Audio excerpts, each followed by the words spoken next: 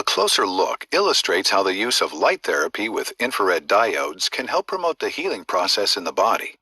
At the basic level, all cells in the body have a miniature power plant within called the mitochondria. This is where our cell's energy is produced. The technical term for this energy is called adenosine triphosphate, or ATP for short. ATP is formed from oxygen and glucose, both of which are carried to cells by blood flow.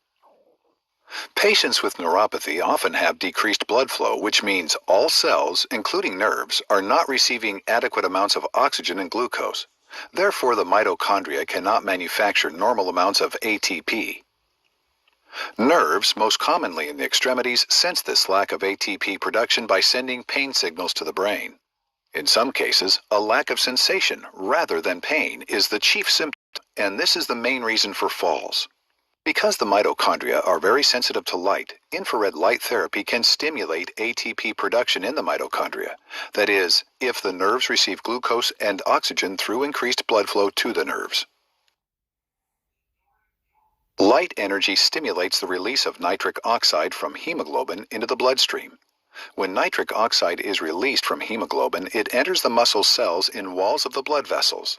The muscle cells relax as the blood vessel diameter enlarges, allowing more blood to flow through the vessels.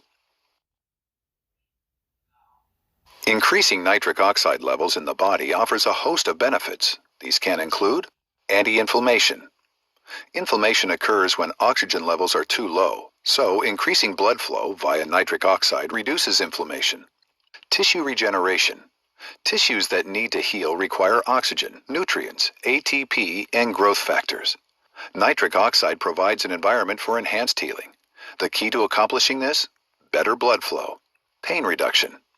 Pain occurs when oxygen levels at the nerve are too low. Think of how painful your finger becomes if you wrap a rubber band around it. The rubber band cuts off blood flow, thereby depriving nerves and other cells of oxygen. The pain recedes when the rubber band is removed. Increased localized circulation. Nitric oxide is increased locally when light energy is applied to any specific site. Along with it, blood flow increases at the same point. Light is composed of photons. Photons are quantum units of energy. A photon emitted at a specific wavelength or color contains the same energy irrespective of the source. Light near the blue end of the spectrum penetrates about 2 to 3 millimeters. Light at the red end of the spectrum penetrates about 8 to 10 millimeters. And near-infrared light penetrates about 20 to 100 millimeters. Near-infrared light is more energetic than visible light, less resistant to reflection and absorption, and therefore penetrates soft tissue to a deeper level. These are generalizations because the more red cells with hemoglobin in the path of the photons, the shallower the depth of the penetration. Remember, hemoglobin absorbs the near-infrared light energy, thereby releasing nitric oxide. The net result of light therapy is a cascade of beneficial chemical reactions throughout damaged nerve cells that stimulate healing. This response can be directly attributed to increased blood flow. This enhanced, localized blood flow improves tissue oxygenation and therefore plays a role in the following. Improved sensation, which offers better gait and balance when walking. Reduced pain, which can allow for better sleep at night, as well as reduced burning and stinging sensation in the extremities. Increased oxygenation, which acts to reduce inflammation.